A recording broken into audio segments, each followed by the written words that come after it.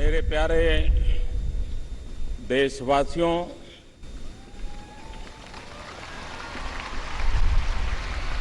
आजादी के इस पावन पर्व पर 125 करोड़ देशवासियों को, विश्व में फैले हुए सभी भारतीयों को लाल किले की प्राचीर से बहुत बहुत शुभकामनाएं देता हूं।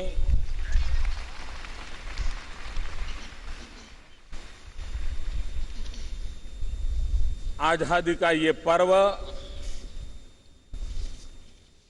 70वां वर्ष एक नया संकल्प, नया उमंग, नई ऊर्जा, राष्ट्र को नई ऊंचाइयों पर ले जाने का संकल्प पर्व है।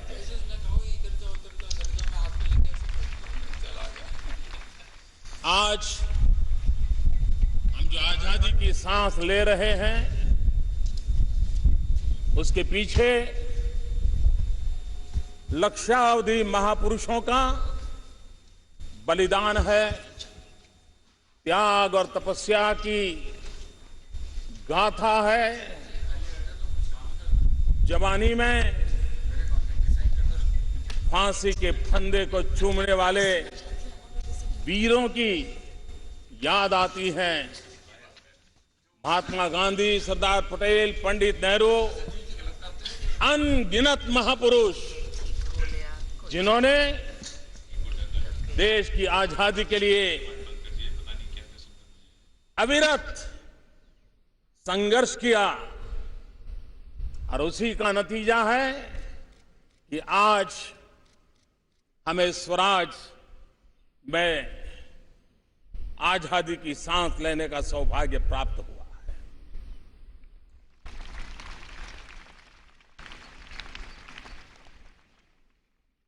भारत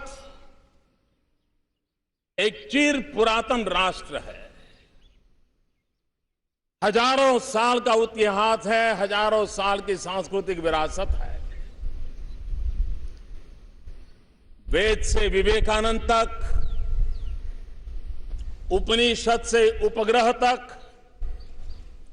सुदर्शन चक्रधारी मोहन से लेकर के चरखाधारी मोहन तक, महाभारत के भीम से लेकर के भीमराव तक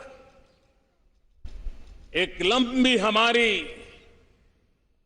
इतिहास की यात्रा है, विरासत है। अनेक उतार चढ़ाव इस धरती ने देखे हैं, अनेक पीढ़ियों ने संघर्ष किया है, अनेक पीढ़ियों ने मानव जात को महामूल्य देने के लिए तपस्याएं की है। भारत की उम्र 70 साल नहीं है, लेकिन गुलामी के कालखंड के बाद हमने जो आजादी पाई, एक नई व्यवस्था तक के तहत हमने देश को आगे बढ़ाने का प्रयास किया। ये यात्रा 70 साल की है। सरदार वल्लभ भाई पटेल ने देश को एक किया। अब हम सबका दायित्व है देश को श्रेष्ठ बनाएं। एक भारत श्रेष्ठ भारत का सपना पूरा करने का हम लोगों ने निरंतर प्रयास करना चाहिए। भाइयों बहनों, स्वराज ऐसे नहीं मिला है। जुल्म बेशुमार थे, लेकिन संकल्प अड़िग थे। हर हिंदुस्तानी आजादी के आंदोलन का सिपाही था। हर एक का जज्बा था देश आजाद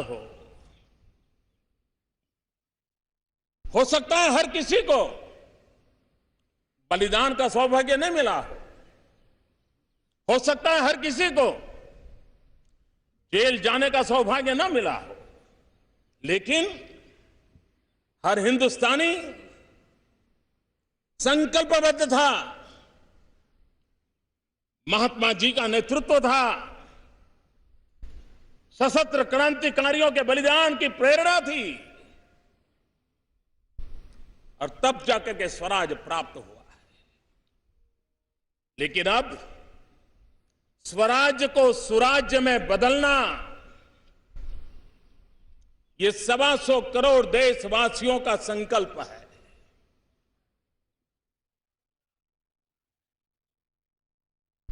अगर स्वराज बलिदान के बिना नहीं मिला है, तो स्वराज भी त्याग के बिना, पुरुषार्थ के बिना, पराक्रम के बिना, समर्पण के बिना, अनुशासन के बिना संभव नहीं होता है। और इसलिए 125 करोड़ देशवासियों के सुराज्य के संकल्प को आगे बढ़ाने के लिए अपनी अपनी विशेष जिम्मेवारियों की ओर प्रतिबद्धता से आगे बढ़ना होगा।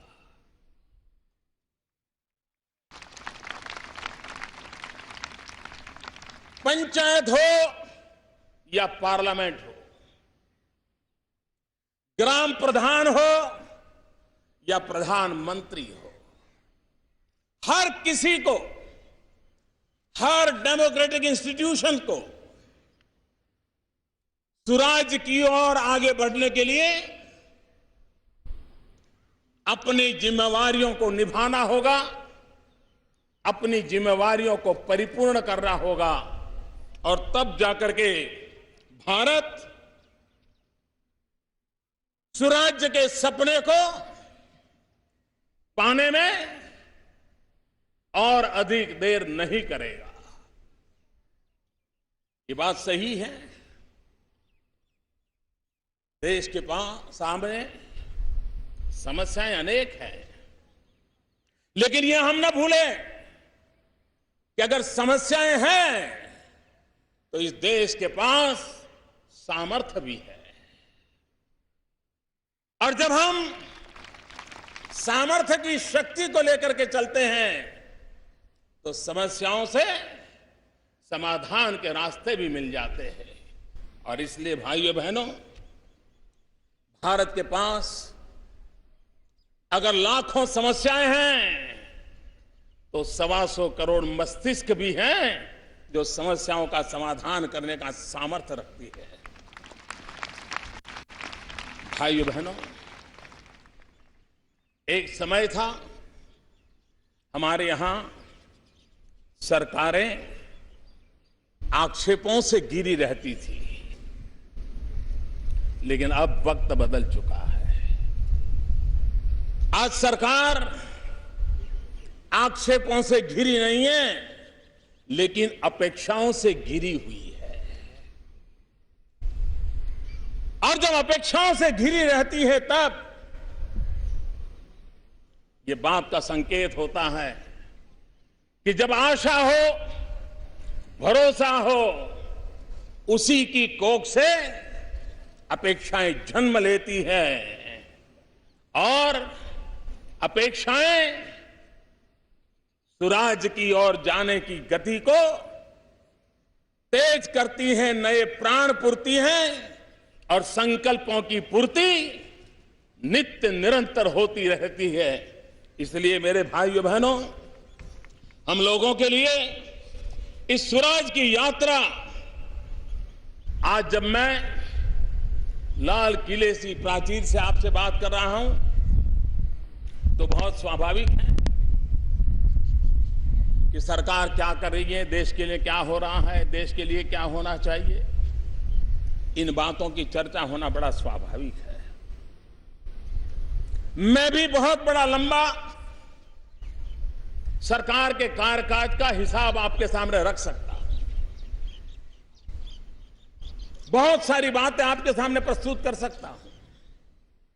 2 साल के कार्यकाल में अनगिनत इनिशिएटिव, अनगिनत काम, लेकिन अगर उस ब्यौरा देने जाऊंगा मैं तो पता नहीं हफ्ते भर मुझे लाल किले की प्राचीर से बोलते रहना पड़ेगा। और इसलिए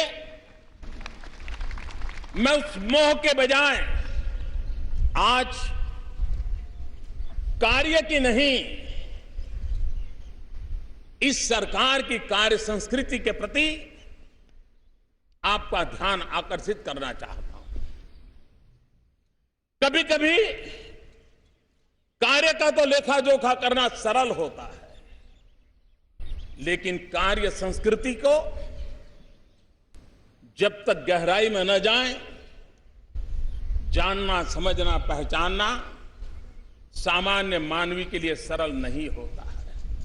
और इसलिए मेरे प्यारे भाइयों बहनों, मेरे प्यारे देशवासियों, आज मैं सिर्फ नीति की नहीं,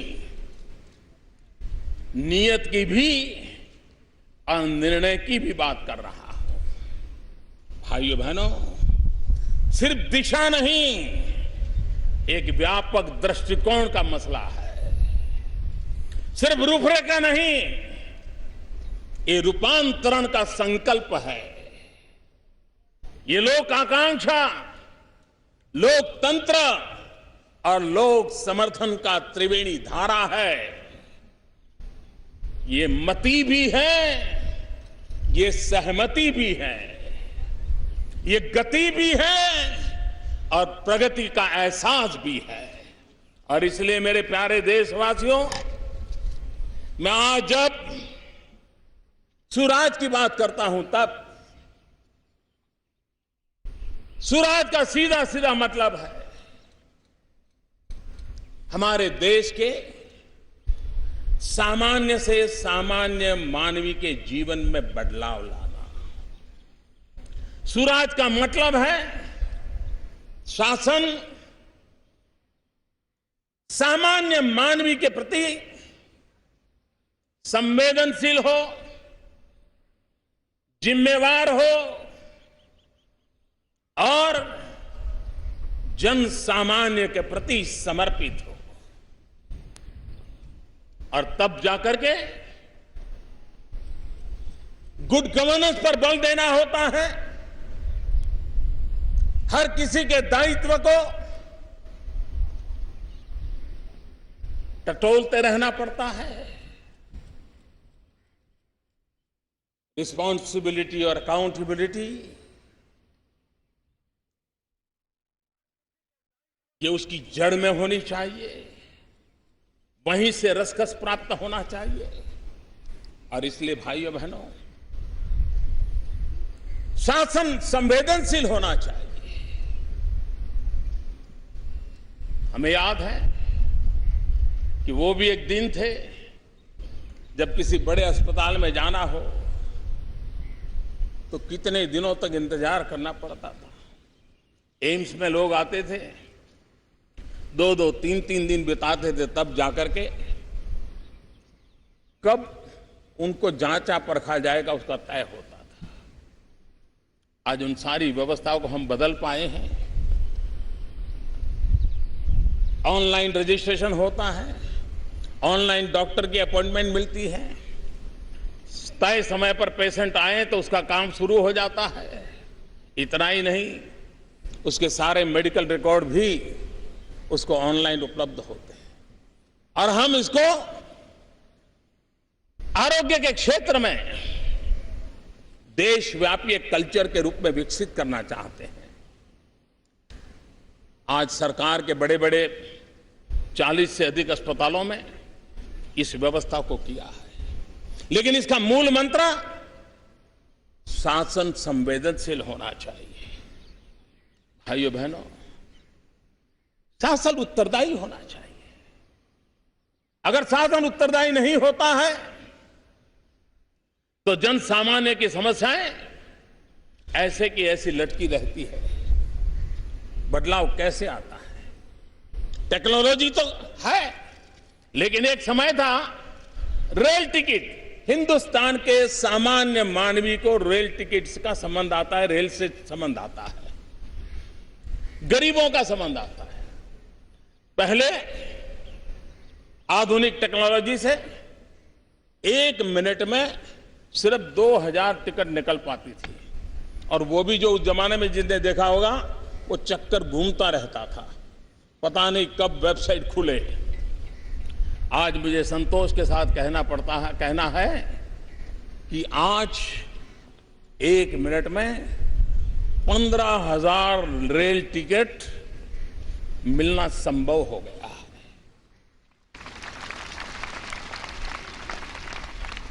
एक रिस्पॉन्सिबल गवर्नमेंट सामान्य मानवीय की आवश्यकता और अपेक्षाओं के लिए किस प्रकार के कदम उठाती हैं, सरकार में जवाबदेही होनी चाहिए।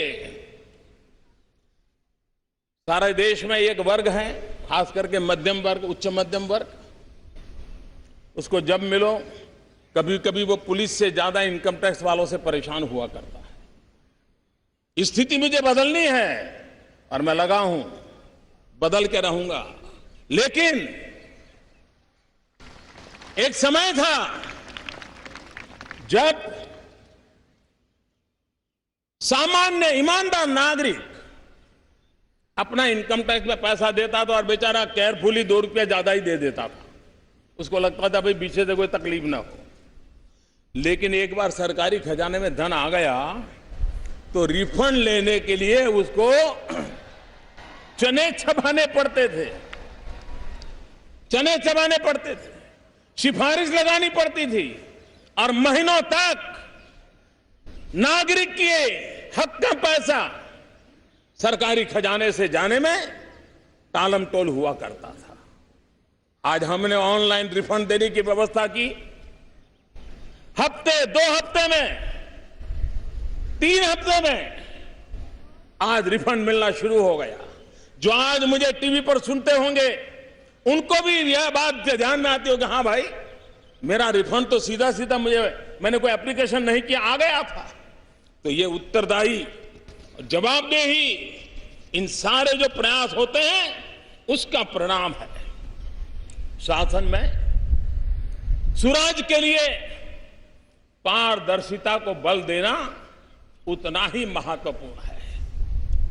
आप जानते हैं आज समाज में पहले से एक विश्वव्यापी संपर्क संबंध धीरे धीरे सहज बनता जा रहा है। मध्यम वर्ग के व्यक्ति अपना पासपोर्ट हो, पहला जमाना था साल में करीब 40 लाख 50 लाख पासपोर्ट के लिए अर्जियां आती थी। आजकल 2-2 करोड़ लोग पासपोर्ट के लिए अप्लाई करते हैं। भाइयों बहनों, पहले पासपोर्ट पाने में अगर सिफारिश नहीं है तो 4-6 महीने तो यूं ही जांच पड़ताल में चले जाते थे। हमने उस स्थिति को बदला और आज मैं गर्व से कह सकता हूं कि करीब हफ्ते 2 हफ्ते में नागरिकों के हक में जो पासपोर्ट है उसको पहुंचा दिया जाता है। और पारदर्शिता, कोई सिफारिश की जरूरत नहीं, कोई टालम टोल की जरूरत नहीं। आज मैं कह सकता हूं सिर्फ 2015-16 में 1.25 करोड़ पासपोर्ट इतने कम समय में देने का हमने काम किया है। सुराज में शासन में दक्षता भी होनी चाहिए, एफिशिएंसी होनी चाहिए। और इसलिए हमारे यहां पहले किसी कंपनी को अपना कोई कारखाना लगाना है, कारोबार करना है तो अप्लाई करते थे। सिर्फ रजिस्ट्रेशन का काम था, वो देश के लिए कुछ करना चाहता था, लेकिन 6-6 महीने तो यही निकलते जाते थे। भाइयों बहनों, अगर दक्षता लाई जाए तो उसी सरकार, वही नियम, वही मुलाजिम, वही कंपनी रजिस्ट्रेशन का काम आज 24 घंटे में करने के लिए सज्ज हो गए हैं और कर रहे हैं। अकेले पिछले जुलाई में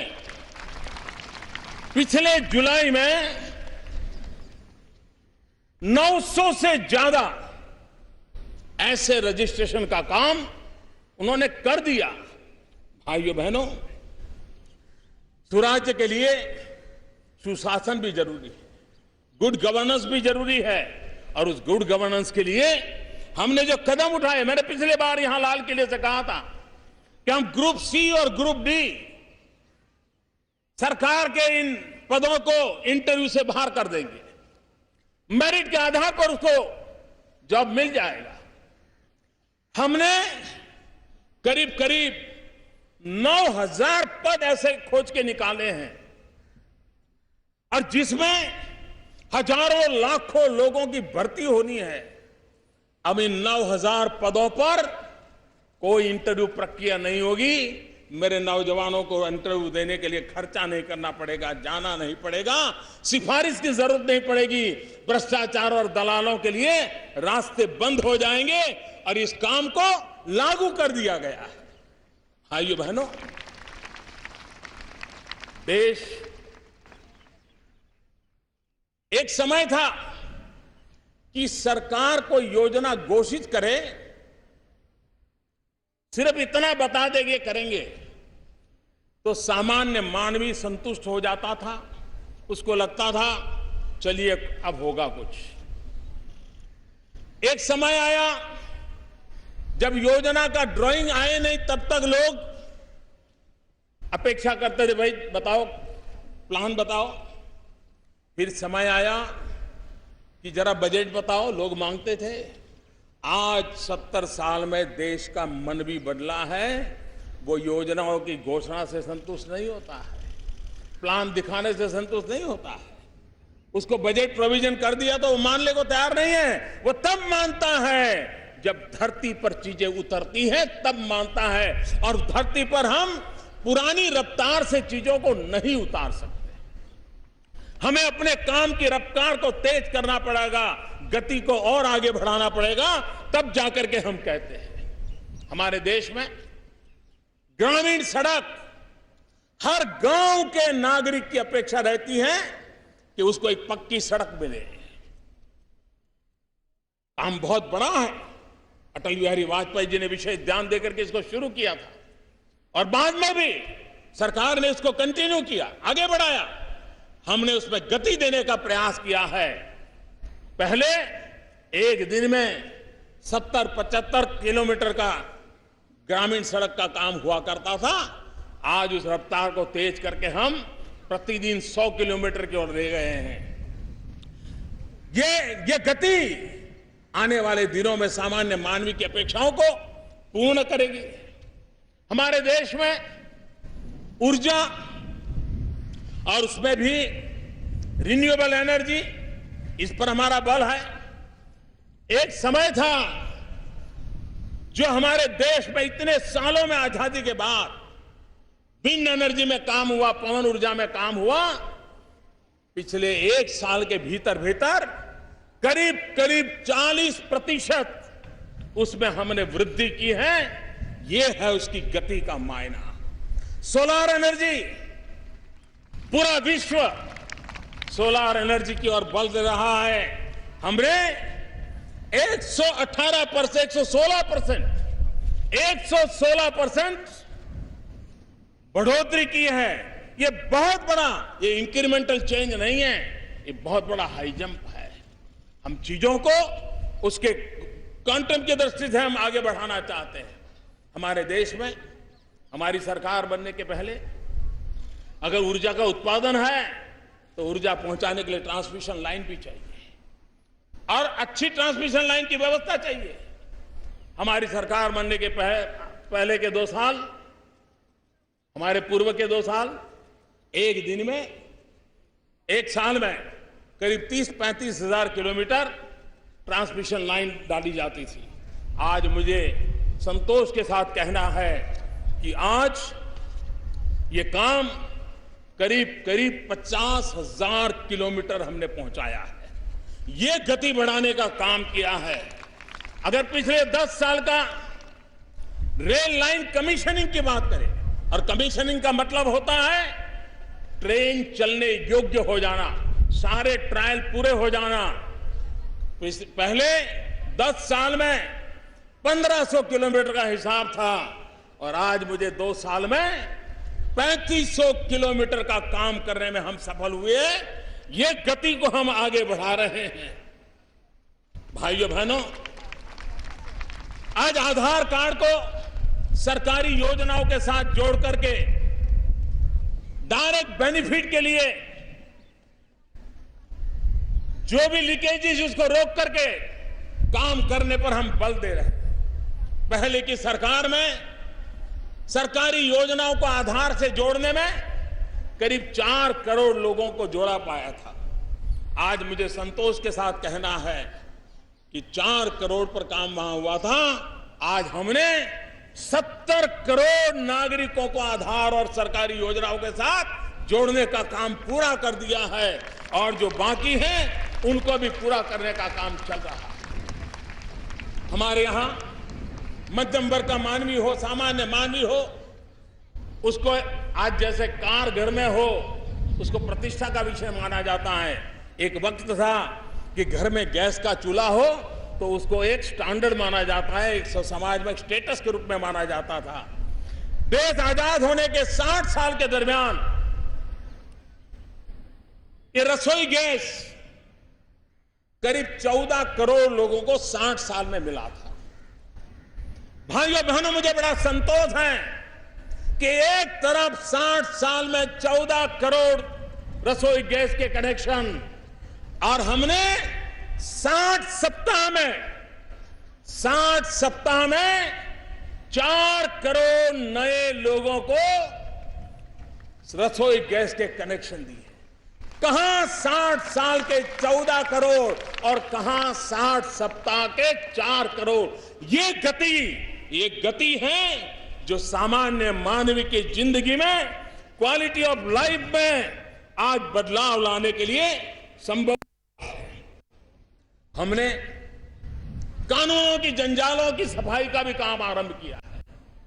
कानूनों का बोझ सरकार को भी, न्यायपालिका के लिए भी और नागरिक के लिए भी उलझने पैदा करता रहता है।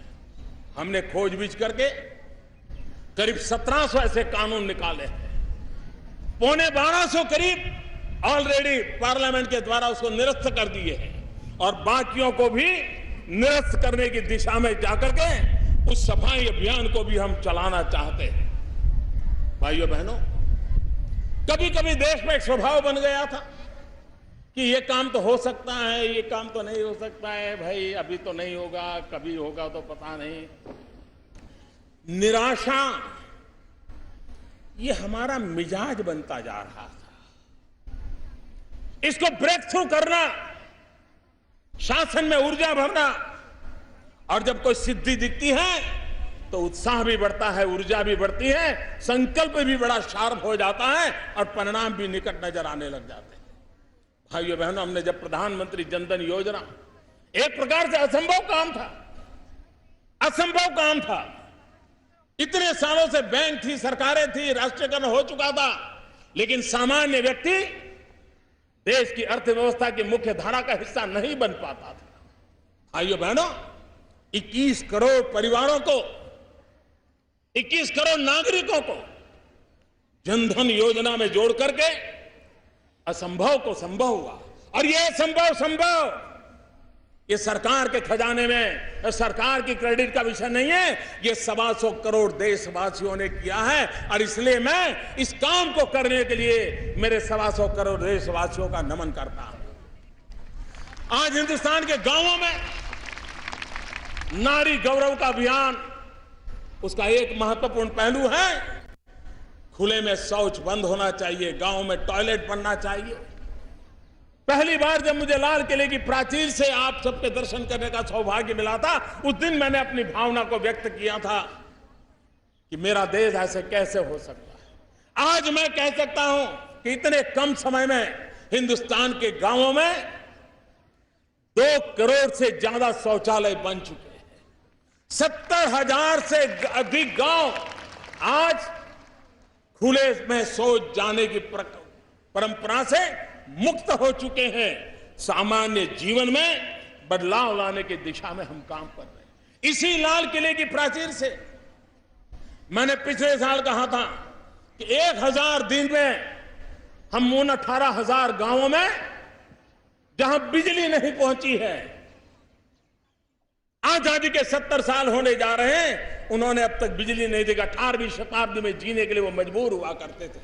हमने बीड़ा उठाया, असंभव को संभव करने का संकल्प किया, और आज मुझे खुशी के साथ कहना है 1000 दिन में अभी तो आधे भी नहीं हुए हैं, आधे से भी काफी दूर है। उसके बाद भी 18,000 गांवों में से 10,000 गांवों में आज बिजली पहुंच गई है।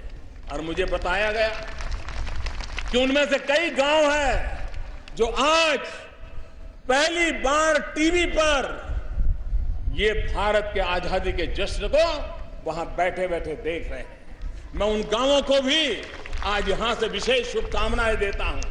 भाइयों बहनों, आपको हैरानी होगी, दिल्ली से सिर्फ 3 घंटे की दूरी पर हम यात्रा करें तो 3 घंटे लगेंगे। दिल्ली से 3 घंटे की दूरी पर हाथरस इलाके में एक गांव नगला फटेला, ये नगला फटेला 3 घंटे लगते हैं पहुंचने में, 3 घंटे, लेकिन बिजली को पहुंचने में 70 साल लग गए मेरे भाइयों बहनों, 70 साल। और इसलिए हमने उन कामों पर, हम किस कार्य संस्कृति से काम कर रहे हैं, इसका मैं परिचय करवा रहा। भाइयों बहनों, एलईडी बल्ब विज्ञान ने, अनुसंधान करने वालों ने हर नागरिक की भलाई के लिए उसको विकसित किया, लेकिन भारत में 350 रुपये में एलईडी बल्ब बिकता था। कौन खरीदेगा? और सरकार को भी लगता था कि भाई ठीक है, ये तो हो गया, कोई काम करता होगा। बात ऐसे नहीं चलती। अगर एलईडी बल्ब से हिंदुस्तान के सामान्य मानवी के जीवन में बदलाव लाया जा सकता है, पर्यावरण में बदलाव लाया जा सकता है, भारत की अर्थव्यवस्था में सुधार लाया जा सकता है, तो फिर सरकार ने उसमें कोशिश करनी चाहिए। सरकार का स्वभाव रहता है, जहां टांग न अड़ानी चाहिए वहां अड़ा देता है, और जहां अड़ानी चाहिए वहां अड़ा नहीं देता, भाग जाता है। यह स्थिति, यह कार्य संस्कृति बदलने का हमने प्रयास किया है। और इसलिए 350 रुपये में बिकने वाला बल्ब, सरकारी इंटरवेंशन का परिणाम यह हुआ कि आज हम 50 रुपये में वो बल्ब बांट रहे हैं। कहां 350 और कहां 50। मैं ये पूछना नहीं चाहता हूं ये रुपये कहां जाते थे, लेकिन 13 करोड़ बल्ब अब तक बांटे गए हैं। हमारे देश की राजनीति लोकरंजक बन गई है, लोकरंजक अर्थनीति की बन चुकी है। अगर सरकारी खजाने से उसको हर बल्ब के पीछे 300 रुपया दिया गया होता तो वाहवाही होती, ये अच्छा प्रधानमंत्री है, हमारी जेब में 300 रुपया डाल दिया। लेकिन हमने 50 रुपए में बल्ब देकर के उसके हजारों रुपये बचाने में मदद की है। 13 करोड़ बल्ब बढ़ चुके हैं। 77 करोड़ बल्ब बांटने का संकल्प है। और मैं आज देशवासियों को कहना चाहता हूं कि आप भी अपने घर में एलईडी बल्ब लगाइए, साल भर का 250, 300, 500 रुपया बचाइए और देश की ऊर्जा बचाइए, देश के पर्यावरण को बचाइए। जिस समय 77 करोड़ एलईडी बल्ब लग जाएंगे, हिंदुस्तान का 20,000 मेगावाट बिजली बच जाएगी। और जब 20,000 मेगावाट बिजली बचेगी, मतलब करीब 1.25 लाख करोड़ रुपया बच जाएगा। भाइयों बहनों, आप अपने घर में एक एलईडी बल्ब लगा करके देश के 1.25 लाख करोड़ बचा सकते हैं। 20,000 मेगावाट बिजली बचा करके हम ग्लोबल वार्मिंग के खिलाफ लड़ाई लड़ सकते हैं। हम देश के पर्यावरण की रक्षा के प्रयासों में बहुत बड़ा योगदान दे सकते हैं और यह सामान्य मानवी दे सकता है। और इसलिए भाइयों बहनों, हमने उस दिशा में काम किया। असंभव से संभव काम। आपको मालूम है, हम ऊर्जा पर, पेट्रोलियम प्रोडक्ट पर विश्व के अन्य देशों पर निर्भर है और इसके कारण लंबे काल के एग्रीमेंट हुए हैं ताकि हमें लंबे अरसे तक निश्चित दाम से चीजें मिलती रहे। कतर के साथ गैस का हमारा एग्रीमेंट 2024 तक का है, लेकिन दाम इतने हैं कि हमें भारत की अर्थव्यवस्था के लिए महंगा पड़ता है। हमारे विदेश नीति के संबंधों का परिणाम यह आया कि कतार के साथ फिर से बात की, जो एग्रीमेंट हो चुका था, जो कतार का हक था, 2024 तक हम उस भाव से गैस लेने के लिए बंधे हुए थे, हमने उनसे वार्ता की और मैं आज संतोष के साथ कहता हूं, असंभव भी वो संभव हो गया और उन्होंने अपने दाम को रीनेगोशिएट किया और हिंदुस्तान के खजाने से 20,000 करोड़ रुपया बच जाएगा। 20,000 करोड़ रुपया वो लेने के हकदार थे, लेकिन हमारे संबंधों का रूप बना है, हमारी नीतियों के स्वरूप बना है कि जिसके कारण हम उसको कर पाए हैं। चाबहार का पोर्ट जो मध्य एशिया के साथ हमें जोड़ने के एक अहम कड़ी है, सब सरकारों में लगातार बातें होती रही, प्रयास होते रहे। आज मुझे वो असंभव काम को संभव करते देख संतोष हो रहा है। जब ईरान, अफगानिस्तान और हिंदुस्तान मिलकर के चाबहार पोर्ट के निर्माण के लिए कदम उठाने की दिशा में नक्कर योजना के साथ आगे बढ़ते हैं, तब असंभव काम संभव हो जाता है। मेरे भाइयों बहनों,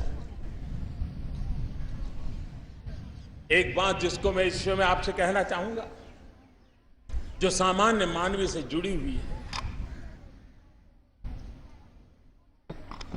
वो है महंगाई। ये बात सही है कि पहले की सरकार में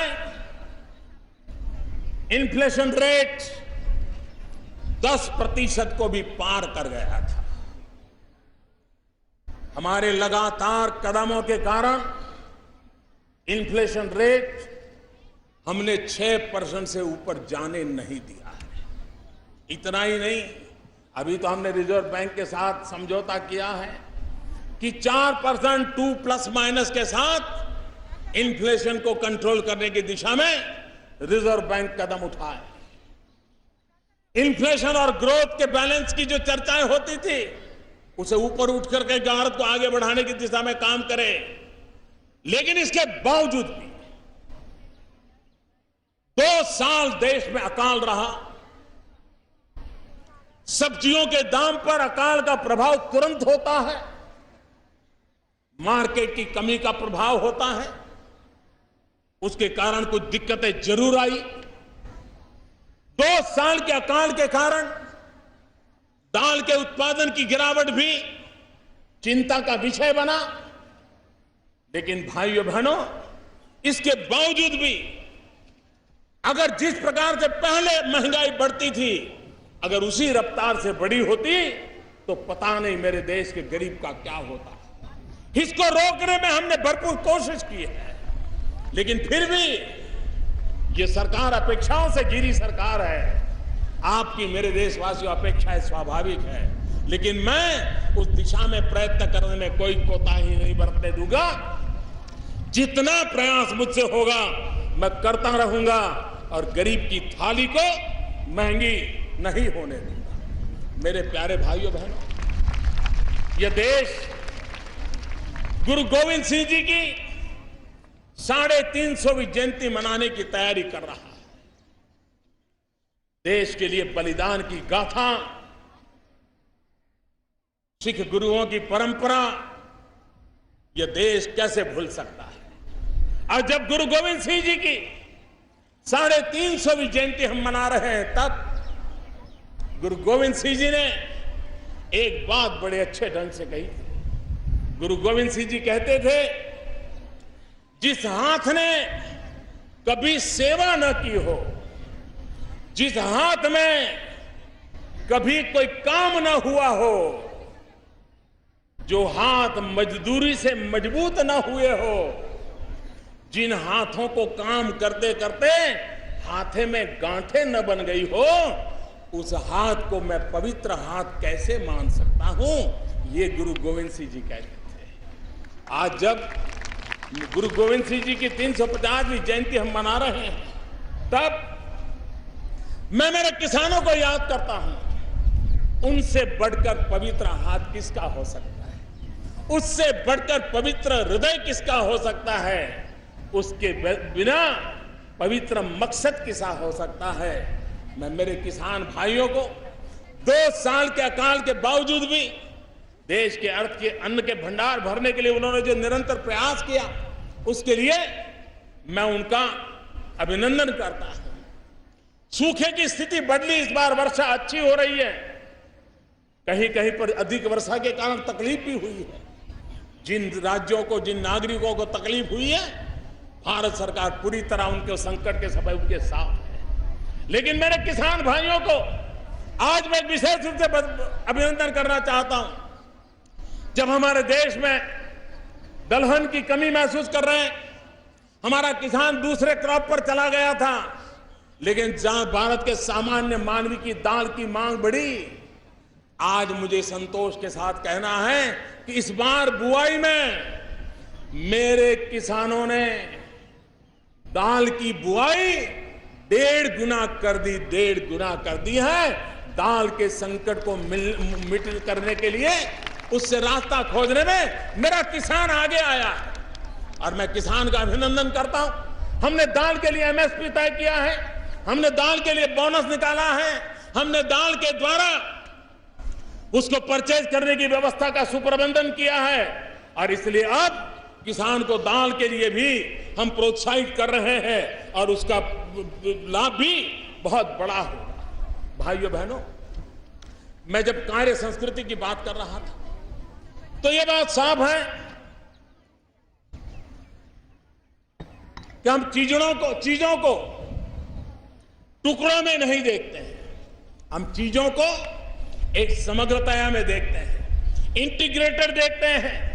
और इंटीग्रेटेड चीजों के तहत सिर्फ एग्रीकल्चर लीजिए, हमने किस प्रकार से ऐसी कार्य संस्कृति को विकसित किया है जिसकी एक पूरी चेन कितना बड़ा परिणाम दे सकती है। हमने सबसे पहले ध्यान केंद्रित किया इस धरती माता की तबीयत के लिए, जमीन की सेहत के लिए। Soil health card, macro nutrition, micro nutrition की चिंता और किसान को ये समझाया कि तुम्हारी जमीन में ये कमी है, ये अच्छाइयां हैं, तुम्हारी जमीन इस फसल के लिए योग्य है, इस फसल के लिए योग्य नहीं है। और किसानों ने धीरे धीरे सॉइल हेल्थ कार्ड के जरिए अपना प्लान करना शुरू किया और जिन जिन लोगों ने प्लान किया है वो मुझे बताते हैं कि साहब हमारा खर्चा करीब 25% कम हो रहा है और हमारे उत्पादन में 30% वृद्धि नजर आ रही है। अभी ये संख्या कम है, लेकिन आने वाले दिनों में जैसे जैसे बात पहुंचेगी, ये बात आगे बढ़ेगी। किसान को जमीन है, अगर उसको पानी मिल जाए तो मेरे देश के किसान की ताकत है, वो मिट्टी में से सोना पैदा कर सकता है। यह ताकत मेरे देश के किसान में है और इसलिए हमने जल प्रबंधन पर बल दिया है, जल सिंचन पर बल दिया है, जल संरक्षण पर बल दिया है। एक एक बूंद का उपयोग किसान के काम कैसे आए, पानी का महात्म्य कैसे बढ़े, पर drop more crop, micro irrigation, इसको हम बल दे रहे हैं। 90 से ज्यादा सिंचाई की योजनाएं आधी अधूरी ठप पड़ी थी, हमने बीड़ा उठाया है, सबसे पहले उन योजनाओं को पूरा करेंगे और लाखों धरती को सिंचन का लाभ मिले उस दिशा में काम करेंगे। हमने किसान की इनपुट कॉस्ट कम करने के लिए, क्योंकि किसान को आजकल बिजली की भी जरूरत पड़ती है, पानी चाहिए तो बिजली चाहिए, बिजली महंगी पड़ती है। हमने सोलार पंप की ओर बड़ा काम उठाया है, बड़ी मात्रा में उठाया है। उसके कारण किसान का इनपुट कॉस्ट कम होने वाला है, रिकरिंग एक्सपेंस कम होने वाला है और सोलार पंप घर में होने के कारण बिजली भी अपनी, सूरज भी अपना, खेत भी अपना, खलिहान भी अपना, मेरा किसान खुशहाल भी होगा। अब तक 77,000 सोलर पंप बांटने में हमने सफलता पाई है। भाइयों बहनों, मैं मेरे देश के वैज्ञानिकों को भी बधाई देना चाहता हूं। जमीन, पानी, सोलर पंप, साथ के साथ अच्छे बीज की भी जरूरत होती है, अच्छे सीड्स की जरूरत होती है। भारत के वायु को, प्रकृति को अनुकूल हमारे देश के वैज्ञानिकों ने 131 से ज्यादा नए कृषि के योग्य बीज तैयार किए हैं, जो हमारे प्रति हेक्टर उत्पादन को बढ़ाने में क्षमता रखते हैं। उसके अंदर जो वैल्यूज है, उस वैल्यूज में भी बढ़ोतरी हो रही है। मैं इन वैज्ञानिकों का भी मैं बहुत बहुत बधाई देता हूं। किसान को यूरिया चाहिए, खाद चाहिए। एक जमाना था खाद पाने के लिए ब्लैक मार्केटिंग होता था, एक जमाना था खाद पाने के लिए पुलिस लाठीचार्ज करती थी, एक जमाना था कि इंसान खाद के अभाव में अपनी आंखों के सामने बर्बाद होता हुआ अपनी फसल देख रहा था। भाइयों बहनों, खाद की कमी ये बीते हुए दिनों का विषय बन गया, इतिहास के गर्भ में गया लगाया। आज हमने खाद की कमी, सबसे ज्यादा खाद का उत्पादन करने में हम सफल हुए हैं। भाइयों बहनों, इस खाद के उत्पादन के कारण किसानों को आवश्यकता के अनुसार समय पर खाद मिलने की संभावना है। उसी प्रकार से हमने फसल बीमा योजना बनाई, प्रधानमंत्री फसल बीमा योजना। किसान को जमीन से लेकर के उत्पादित चीजों तक उसकी रक्षा करना। पहली बार कम से कम प्रीमियम से अधिक से अधिक, और वो भी गारंटी के साथ फसल बीमा योजना देने का काम भाइयों बहनों हमने किया है। हमने फसल के उत्पादन को 15 लाख टन अन्न के संरक्षण के लिए नए गोदामों का निर्माण किया है। हमारे देश में किसान का भला तब होगा जब हम वैल्यू एडिशन की तरफ जाएंगे, और वैल्यू एडिशन की ओर जाने के लिए हमने पहली बार फूड प्रोसेसिंग को विशेष रूप से बल दिया है। 100% फॉरेन डायरेक्ट इन्वेस्टमेंट को हमने प्रोत्साहित किया है, जिसके कारण कृषि आधारित उद्योगों को बल मिलेगा। और कृषि आधारित उद्योगों को जब बल मिलेगा तो मेरे भाइयों बहनों, मुझे विश्वास है कि हमारे किसान को, और जो मेरा सपना है 2022 में किसान की इनकम को डबल करना, ये चीजें हैं जिसके द्वारा ये संभव होने वाला है। और उसके लिए हमने एक के बाद एक कदम उठाए। भाइयों बहनों, हमारे देश में एक परंपरा बन गई, सरकारों ने अपनी पहचान बनाने के लिए तो बहुत कुछ किया, और हमारे देश का जिस प्रकार का स्वभाव है, एकाध लोकरंजक काम कर दो, एकाध लोक लुभावना काम कर दो, सरकारी खजाने को खाली कर दो, सरकार की एक पहचान बनाने की परंपरा रही है। भाइयों बहनों, मैंने अपने आप को इस मोह से दूर रखने का भरपूर प्रयास किया, और इसलिए एक टोटल ट्रांसफॉर्मेशन, ट्रांसपेरेंसी के साथ ट्रांसफॉर्मेशन, रिफॉर्म, परफॉर्म, ट्रांसफॉर्म, उस मंत्र को लेकर के हमने एक के बाद एक चीजें और हर रेंज में करने का हमने प्रयास किया है। भाइयों बहनों, हमें सरकार की पहचान बनाने से ज्यादा मेरे हिंदुस्तान की पहचान कैसी बने उस पर बल है। दल की पहचान बने या न बने, देश की पहचान बननी चाहिए। देश की पहचान बनेगी तो आने वाली सदियों तक, हमारी आने वाली पीढ़ियों तक उसका लाभ होने वाला है। और इसलिए हमने सरकार की पहचान को प्राथमिकता नहीं दी है, देश की पहचान को प्राथमिकता दी है।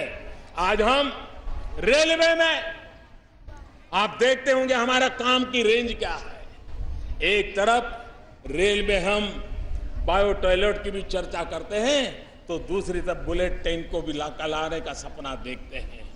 हम एक तरफ किसान के लिए सॉइल हेल्थ कार्ड की चर्चा करते हैं, तो दूसरी तरफ हम सैटेलाइट और स्पेस टेक्नोलॉजी की दिशा में भी आगे बढ़ना चाहते हैं।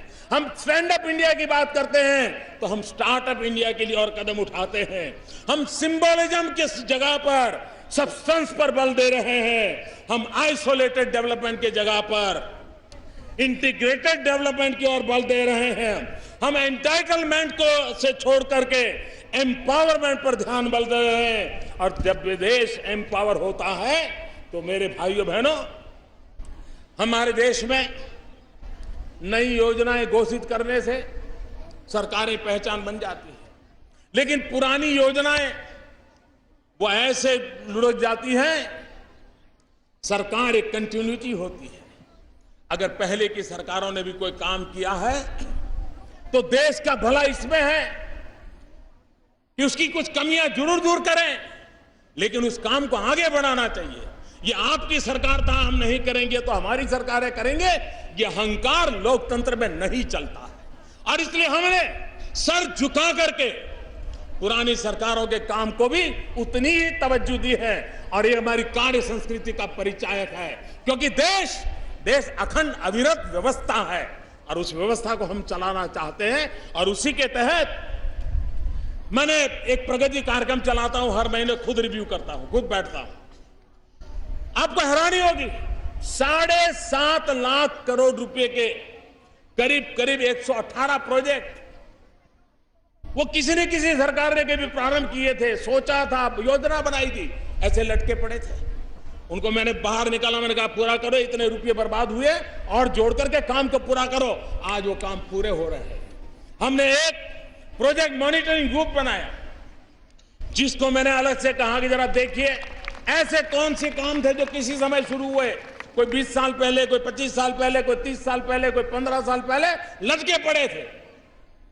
आज जो लोग उस इलाके में रहते हैं उनको पता है, करीब 10 लाख करोड़ रुपए के 270 प्रोजेक्ट ऐसे हमने आइडेंटिफाई किए जो किसी सरकार ने शिलान्यास किया होगा, किसी ने 1000-2000 करोड़ रुपया लगा दिया होगा, लेकिन बाद में वो मिट्टी में मिलता चला जा रहा था। उसको हमने फिर से काम करने के लिए उस अटकी हुई योजनाओं को, भाइयों बहनों, योजनाओं का अटकना, योजनाओं का डिले होना, रुपयों की बर्बादी होना एक प्रकार से क्रिमिनल नेग्लिजेंस है, और उससे हमने पार करने का प्रयास किया है।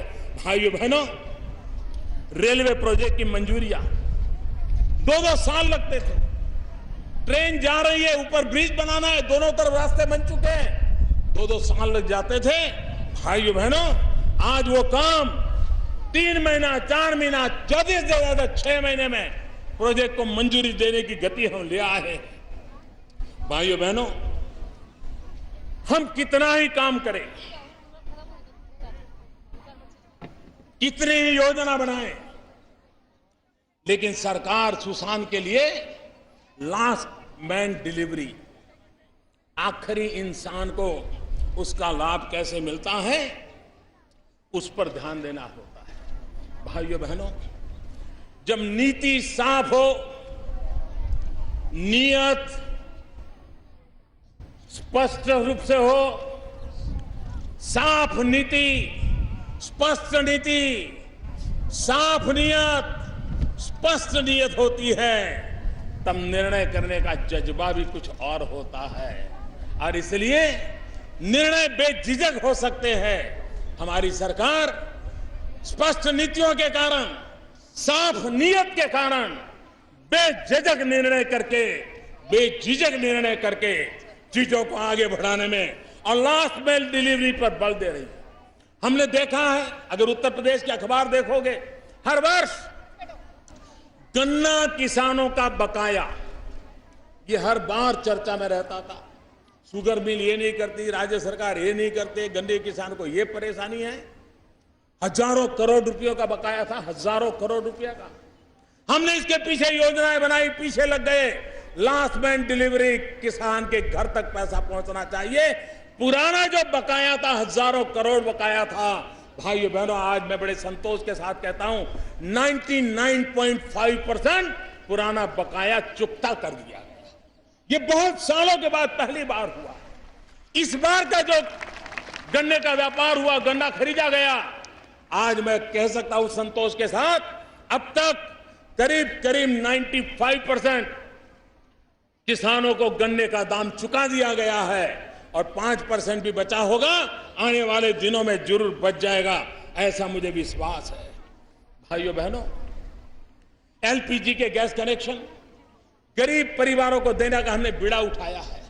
उज्ज्वला योजना के तहत मेरी गरीब मां को चूल्हे के धुएं से मुक्ति दिलाने का अभियान बहुत तेजी से चलाया है। 5 करोड़ गरीब परिवारों को जब गैस का चूल्हा पहुंचेगा, और 3 साल में करने का बीड़ा उठाया, काम चल रहा है। करीब करीब 50 लाख तक हम पहुंच चुके हैं और वो भी सिर्फ पिछले 100 दिन के अंदर ये काम कर दिया है। आप कल्पना कर सकते हो सकता है 3 साल के पहले भी इस काम को हम पूरा कर लें। लास्ट माइल डिलीवरी, उस पर हम बल देना चाहते हैं। हमारी post office information technology, WhatsApp, messages, online email, इनके कारण धीरे धीरे पोस्ट इरेलेवेंट हो जाए। डाकघर हमारा जो हमारी एक पहचान है, हमने इस डाकघरों को पुनर्जीवित करना, पुनर्ताकतवर बनाने का। डाकघर गरीब और छोटे व्यक्ति से जुड़ा रहता है। सरकार का प्रतिनिधि अगर कोई हिंदुस्तान के सामान्य मानवी से प्यार से जुड़ा हुआ होता है तो वो डाकिया होता है। डाकिये को हर कोई प्यार करता है, डाकिया हर किसी को प्यार करता है, लेकिन उस डाकिये की तरफ कभी हमारा ध्यान नहीं जाता है। हमने बैंकों को पेमेंट बैंक, हमारे पोस्ट ऑफिस को पेमेंट बैंक में कन्वर्ट करने की दिशा में काम उठाया है। ये पेमेंट बैंक बनने से एक साथ देश के गांव तक बैंकों का जाल बिठेगा, जनधन अकाउंट का लाभ मिलेगा और सामान्य मानवी मनरेगा का पैसा भी अब आधार के द्वारा उसके खाते में जा रहा है। करप्शन कम हो रहा है। उसमें ये बैंकों का जो पेमेंट बैंक बनाने में पोस्ट ऑफिस का हमारा काम है, उसका लाभ होगा। भाइयों बहनों, हमारे देश में जो भी पीएसयू बनते हैं, वे पीएसयू या तो गड्ढे में जाने के लिए बनते हैं, या तो लुढ़क जाने के लिए बनते हैं, या ताले लगने के लिए बनते हैं, या फिर बेचने के लिए बनते हैं। ये उसका इतिहास रहा है। हमने एक नई कार्य संस्कृति लाने का प्रयास किया है और आज मैं पहली बार संतोष के साथ कहता हूं, जो एयर इंडिया पूरी तरह बदनाम हुआ करता था, पिछले साल हम एयर इंडिया के उसके ऑपरेशनल प्रॉफिट में लाने में सफल हुए हैं। बीएसएनएल, सारी दुनिया की टेलीकॉम कंपनियां कमा रही हैं, बीएसएनएल गड्ढे में जा रहा था। पहली बार बीएसएनएल को ऑपरेशनल प्रॉफिट में लाने में हमें सफलता मिली है। शिपिंग कॉर्पोरेशन ऑफ इंडिया, ये कभी फायदे में आएगा कि नहीं मानते नहीं थे, आज शिपिंग कॉर्पोरेशन इंडिया फायदे में आया है। एक जमाना था बिजली का कारखाना अगले हफ्ते चलेगा कि नहीं चलेगा, कोयला आएगा कि नहीं आएगा, कितने बिजली के कारखाने कोयले के भाव में बंद पड़े, यही खबरें हुआ करती थी। आज कोयला बिजली के कारखाने के दरवाजे पर खड़ा हुआ है, महीनों तक जितनी चाहिए उसके दरवाजे पर आकर के खड़ा हुआ है। भाइयों बहनों, इस काम को हमने किया है। आपने देखा होगा कभी कभी हमारे देश में बड़े बड़े करप्शन की चर्चाएं तो होती है, लेकिन करप्शन समाज में निचले स्तर तक इस प्रकार से गरीब आदमी को लूटता रहा है, इस प्रकार से पैसे बर्बाद होते रहे, ये मैंने भली भांति देखा है। हमने आधार कार्ड को, आधार नंबर को सरकारी योजनाओं से जोड़ा और सरकारी योजनाओं के कारण भाइयों बहनों, एक समय था जब हम ये देख रहे भाई विधवा पेंशन हो, स्कॉलरशिप हो, दिव्यांगों के लिए कोई व्यवस्था हो, माइनॉरिटी के लिए कोई व्यवस्था हो, सरकारी खजाने से पैसे जाते थे, लाभार्थियों की सूची भी आती थी। लेकिन जब हमने जरा गहराई से देखा तो हमारे ध्यान में आया कि जिनका जन्म भी नहीं हुआ है इस दुनिया में, जिसने जन्म नहीं लिया, ऐसे लोग भी सूची में हैं और इस प्रकार की योजनाओं का लाभ उठा रहे हैं। ये बिचौलिए अरबों खरबों रुपया निकाल देते थे और कभी किसी का ध्यान नहीं जाता था। इस आधार व्यवस्था के तहत हमने ऐसी सारे बिचौलियों को बाहर किया, पैसा डायरेक्ट किया और अनुभव आया कि करोड़ों लोग ऐसे मिले हैं कि जो है ही नहीं, लेकिन रुपये जाते थे, अरबों खरबों रुपया जाते थे। अब वो तो बंद हुआ, पैसे बच गए, लेकिन हमने कहा जो जरूरतमंद बेचारे बाहर रह गए थे उनको ढूंढ ढूंढ करके लाओ और ये बचे हुए पैसे उनके खजाने में जाने चाहिए जो अपने हक के लिए लड़ना चाहते हैं। लास्ट माइल डिलीवरी, उस दिशा में हमने काम किया है और आज उसको हमने पहुंचाया है। ट्रांसपेरेंसी का बल, कोयले का करप्शन कौन नहीं जानता है। आज कोयले की नीलामी, कोई आरोप नहीं, दाग नहीं, और हिंदुस्तान में राज्यों को आने वाले दिनों में जैसे जैसे कोयला निकलता जाएगा, लाखों रुपए की कमाई होती जाएगी। स्पेक्ट्रम की नीलामी एक जमाना था, आक्षेपों के घेरे में फंसी पड़ी थी। हमने ऑनलाइन उसका ऑक्शन किया और आज देश का खजाना भी भरा, स्वस्थ कंपटीशन भी हुई और उसके कारण देश का लाभ हुआ। भाइयों बहनों, आज का विश्व एक ग्लोबल इकोनॉमी का युग से गुजर रहा है। आज हर देश इंटरकनेक्टेड है, इंटरडिपेंडेंट है। आर्थिक विषयों से पूरा विश्व एक प्रकार से किसी न किसी रूप से जुड़ा हुआ है। हम हमारे देश में कितनी ही प्रगति करें, लेकिन इसके साथ साथ हमें वैश्विक इकोनॉमी को ध्यान में रखते हुए, ग्लोबल एरेना को ध्यान में रखते हुए हमारे देश को भी वैश्विक मानकों में खरा उतारना पड़ेगा, उसकी बराबरी से लाना पड़ेगा। तब जाकर के हम रिलेवेंट रहेंगे, तब जाकर के हम अपना योगदान दे पाएंगे और तब जाकर के वक्त आने पर हम विश्व की अर्थव्यवस्था का नेतृत्व भी कर पाएंगे। और इसलिए हमें अपने आप को हर पल सज्ज करना पड़ेगा। अगर अपने आप को सज्ज करना है तो वैश्विक मानकों के साथ हमने ताल मिलाना होगा। पिछले दिन आप लोग देखा होगा, वर्ल्ड बैंक हो, IMF हो, वर्ल्ड इकोनॉमिक फोरम हो, क्रेडिट रेटिंग एजेंसीज हो, दुनिया में जितनी प्रकार की संस्थाएं हैं, सबने भारत की प्रगति को सराहा है। भारत के एक के बाद एक निर्णयों के कारण कानूनी सुधार, व्यवस्था में सुधार, अप्रोच में बदलाव, इन चीज को दुनिया बराबर देख रही है। ईज ऑफ डूइंग बिजनेस हमने बहुत तेजी से हमारा रैंकिंग में सुधार किया है। विदेश निवेश के मामले में, फॉरेन डायरेक्ट इन्वेस्टमेंट के मामले में हमारे देश में आज दुनिया के अंदर अगर सबसे पसंदीदा कोई देश है तो हिंदुस्तान बन गया है।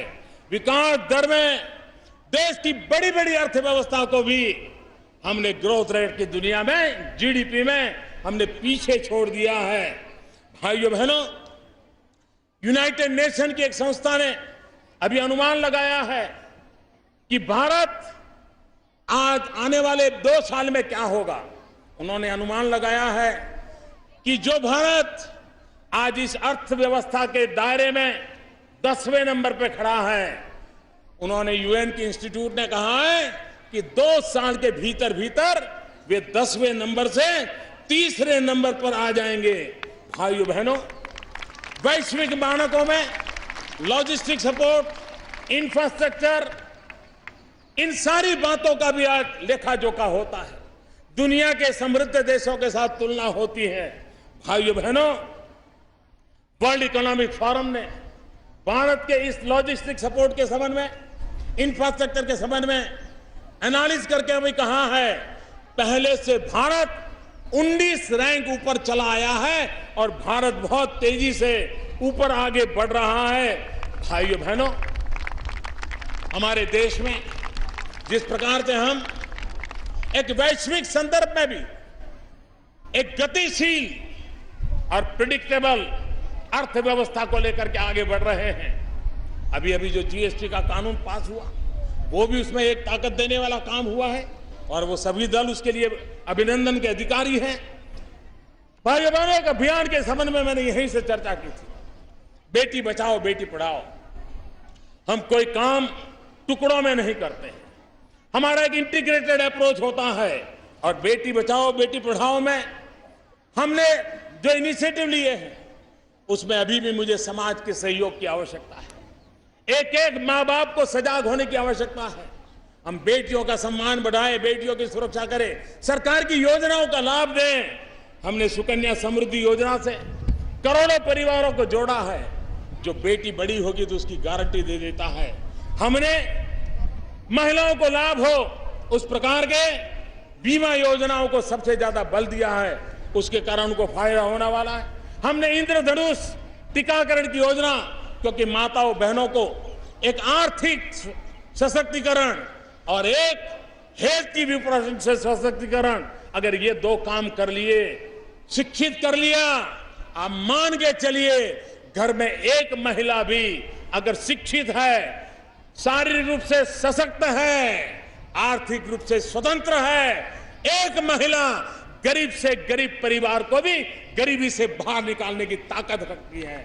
और इसलिए गरीबी के खिलाफ लड़ाई लड़ने में महिलाओं का सशक्तिकरण, महिलाओं का स्वास्थ्य, महिलाओं का आर्थिक संपन्नता, शारीरिक संपन्नता, उस पर बल देकर के हम काम कर रहे हैं। और इसलिए मेरे भाइयों बहनों, मुद्रा योजना, मुझे खुशी हुई, मुद्रा योजना का लाभ 3.5 करोड़ से ज्यादा परिवारों ने लिया। और उसमें अधिकतम नए लोग थे जो बैंक के दरवाजे पर पहुंचे। उसमें भी 80% करीब SC, ST, OBC के थे। और उसमें भी बैंक में, मुद्रा बैंक में लोन लेने वाली 80% महिलाएं हैं। ये महिलाएं कैसे आर्थिक विकास में योगदान करेंगी, इसकी ओर आप जान देते हैं। भाइयों बहनों, पिछले हफ्ते हमने निर्णय किया, जो हमारी माताएं बहनें आज विकास यात्रा में भागीदार बनी हैं, लेकिन प्रसूति के बाद उसको छुट्टी चाहिए। पहले वो छुट्टी कम मिलती थी, अब हमने ये छुट्टी 26 हफ्ते की कर दी है, ताकि मां अपने बेटे का लालन पालन भी कर सके।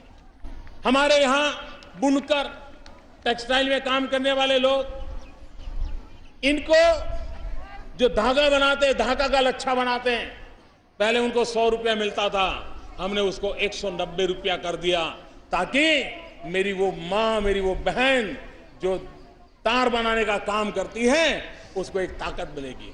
जो सिल्क के काम में लगी हुई माताएं बहनें हैं, जो बुनकर लगे हैं, उनके दाम में हमने 50 रुपया प्रति मीटर बढ़ा दिया। और ये फैसला किया कि 50 रुपया व्यापारी को नहीं जाएगा, दलाल को नहीं जाएगा, बिचौलियों को नहीं जाएगा।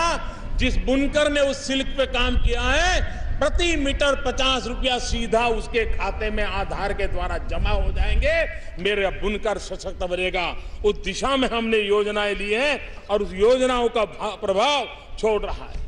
मेरे प्यारे देशवासियों, जब रेल को देखते हैं, डाकघर को देखते हैं, तो हमें भारत की एकता भी नजर आती है। हम जितना ज्यादा भारत को जोड़ने वाले प्रकल्पों को आगे बढ़ाएंगे, हमारी व्यवस्थाओं में बदलाव लाएंगे, देश की एकता को बल देगा। और इसलिए हमने एक किसानों के लिए मंडी इनाम की योजना की है। आज किसान अपना माल ऑनलाइन हिंदुस्तान की किसी भी मंडी में बेच सकता है। अब वो मजबूर नहीं होगा कि अपने खेत से 10 किलोमीटर की दूरी की मंडी पर मजबूरन माल देना पड़े, सस्ते में देना पड़े और उसकी मेहनत की कमाई ना हो। अब देश भर में इनाम के द्वारा एक ही प्रकार की मंडी का नेटवर्क खड़ा हो रहा है। जीएसटी के द्वारा टैक्सेशन का एक प्रकार से एक समानता का, समान व्यवस्था का परिणाम आने वाला है, जो भारत जोड़ने का भी एक काम करेगा। हमने बिजली में, आपको हैरानी होगी, एक इलाके में बिजली रहती थी, कोई लेने वाला नहीं था, और दूसरा इलाका बिजली के लिए तड़पता था, अंधेरे में जीता था, कारखाने बंद हो जाते थे। और उसको बदलाव लाने के लिए one nation, one grid, one price, उसमें हमने सफलता पाई है। और बहुत तेजी से, जो कभी गर्मी में 10 रुपया यूनिट का दाम देना पड़ता था, मैं पिछले दिनों तेलंगाना गया था, उस दिन 1 रुपया 10 पैसा दाम था, जो कभी 10 रुपया हुआ करता था। ये वन प्राइस का परिणाम देश को जोड़ने के लिए काम होता है। हमारे देश का मजदूर एक जगह पे काम करता है, 1-2 साल के बाद नौकरी बदलता है, ईपीएफ में उसका पैसा कटता है, लेकिन पैसा ट्रांसफर नहीं होता था। और आपको हैरानी होगी, जब मैं सरकार में आया, मेरे देश के मजदूरों के 27,000 करोड़ रुपया ईपीएफ में पड़े थे। कोई गरीब मजदूर लेने वाला नहीं था, क्योंकि उसको इस पद्धति नहीं थी। हमने इस समस्या का समाधान करने के लिए एक यूनिवर्सल अकाउंट नंबर दिया हमारे मजदूरों को, और उसके कारण अब उसके पैसे वो जहां जाएगा, ईपीएफ का फंड ट्रांसफर होगा, मजदूर जब रिटायर्ड होगा तो उसके रुपये उसके हाथ जाएंगे, किसी सरकारी खजाने में सड़ते नहीं पड़े रहेंगे। उस काम को हमने किया है। चाहे भारत माला हो, चाहे सेतु भारतम हो, चाहे भारत नेट हो, ऐसे अनेक प्रकल्पों को हमने बल दिया है। इन सारे प्रकल्पों का हमारा उल्लेख भारत को जोड़ने की दिशा में भी हो, भारत के आर्थिक विकास की दिशा में भी हो, उस दिशा में काम कर रहे हैं। भाइयों बहनों, ये वर्ष अनेक प्रकार से महत्व का है। देश दक्षिण के संत श्रीमान रामानुजाचार्य जी की 1000वीं जयंती मना रहा है। देश महात्मा गांधी के गुरु श्रीमद राजचंद्र जी जिनको 150वीं जयंती मना रहा है। देश गुरु गोविंद सिंह जी के 350 सालवीं जयंती मना रहा है। देश पंडित दीनदयाल उपाध्याय जी की शताब्दी का वर्ष मना रहा है। आज जब मैं रामानुजाचार्य जी को याद करता हूं तो एक बात मैं कहना चाहता हूं, 1000 साल पहले आज जब सामाजिक तनाव देखते हैं तो रामानुजाचार्य जी संत पुरुष, उन्होंने देश को क्या संदेश दिया था। रामानुजाचार्य कहते थे, भगवान के सभी भक्तों को भेदभाव और ऊंच नीच का ख्याल किए बिना सेवा करो। उम्र जाति के कारणों की वजह से किसी का भी अनादर मत करो, हर किसी का सम्मान करो। जो बात गांधी ने कही, जो बात आंबेडकर ने कही, जो बात रामानुजाचार्य ने कही, जो भगवान बुद्ध ने कही, जो हमारे शास्त्रों ने कही, जो हमारे सभी आचार्य महंतों गुरुओं ने, शिक्षकों ने कही, वो है हमारे सामाजिक एकता की। समाज अगर टूटता है, साम्राज्य बिखरता है, ऊंच नीच में बढ़ जाता है, स्पृश्य अस्पृश्य में बच जाता है, तो भाइयों बहनों वो समाज कभी टिक नहीं सकता है। बुराइयां हैं, सदियों पुरानी बुराइयां हैं, लेकिन बुराइयां अगर पुरानी है तो उपचार भी जरा ज्यादा कठोरता से करने पड़ेंगे, ज्यादा संवेदनशीलता से करने पड़ेंगे। होती है चलती है से सामाजिक समस्याओं का समाधान नहीं होगा। और यह दायित्व 125 करोड़ देशवासियों का है। सरकारों ने, समाज ने मिलकर के समाज में जो टकराव की स्थितियां पैदा होती है उसमें से हमने निकलना होगा। और भाइयों बहनों, हम सबको सामाजिक बुराइयों के खिलाफ लड़ना होगा। हमने सबने अपने व्यवहार से सामाजिक बुराइयों से ऊपर उठना होगा। हर नागरिक को उठना पड़ेगा और तभी जाकर के हम सशक्त हिंदुस्तान बना सकते हैं। सशक्त हिंदुस्तान सशक्त समाज के बिना नहीं बन सकता है। सिर्फ आर्थिक प्रगति सशक्त हिंदुस्तान की गारंटी नहीं है। सशक्त समाज सशक्त हिंदुस्तान की गारंटी है। और सशक्त समाज बनता है सामाजिक न्याय के अधिष्ठान पर। सामाजिक न्याय के अधिष्ठान पर ही सशक्त समाज निर्माण होता है। और इसलिए हमारा सबका दायित्व है कि सामाजिक न्याय पर हम बल दें। दलित हो, पीड़ित हो, शोषित हो, वंचित हो, मेरे आदिवासी भाई हो, ग्रामवासी हो या शहरवासी हो, पढ़ा लिखा हो या अनपढ़ हो, छोटा हो या बड़ा हो, 125 करोड़ देशवासी हमारा परिवार है। हम सब मिलकर के देश को आगे बढ़ाना है और उसी दिशा में हमें आप काम करना है। भाइयों बहनों, आज पूरे विश्व का ध्यान भारत की उस बात पर जाता है कि भारत एक युवा देश है। 800 मिलियन 65% जनसंख्या जिस देश के पास 35 साल से कम उम्र की हो, वो देश अपनी युवा शक्ति के द्वारा क्या कुछ नहीं कर सकता है। और इसलिए मेरे भाइयों बहनों, युवाओं को अवसर मिले, युवाओं को रोजगार मिले, ये हमारे लिए समय की मांग है। आज जब हम पंडित दीनदयाल उपाध्याय जी की जन्म शताब्दी की ओर आगे बढ़ रहे हैं, तब पंडित दीनदयाल उपाध्याय जी कह रहे थे, जो महात्मा गांधी की भी विचार थे कि आखिरी मानवीय का कल्याण, पंडित दीनदयाल उपाध्याय अंत्योदय के विचार को लेकर के चले थे। आखिरी छोर के इंसान के कल्याण, ये पंडित दीनदयाल उपाध्याय जी की पॉलिटिकल फिलॉसफी का केंद्रवर्ती विचार था। आखिरी व्यक्ति के विचार में वो कहते थे, हर नौजवान को शिक्षा उपलब्ध होनी चाहिए, हर नौजवान के हाथ में हुनर होना चाहिए, हर नौजवान को अपने सपने साकार करने के लिए अवसर होना चाहिए। पंडित दीनदयाल जी के उन सपनों को पूरा करने के लिए, देश के 100 मिलियन युवाओं के आशा आकांक्षाओं की पूर्ति के लिए हमने अनेक इनिशिएटिव लिए हैं। जिस प्रकार से सड़क बढ़ रही है, देश में सबसे ज्यादा गाड़ियों का उत्पादन हो रहा है, देश में सबसे ज्यादा सॉफ्टवेयर निर्यात हो रहा है, देश में 50 से ज्यादा नई मोबाइल की फैक्ट्रियां लगी हैं। ये सारी बातें नौजवानों के लिए अवसर देती है।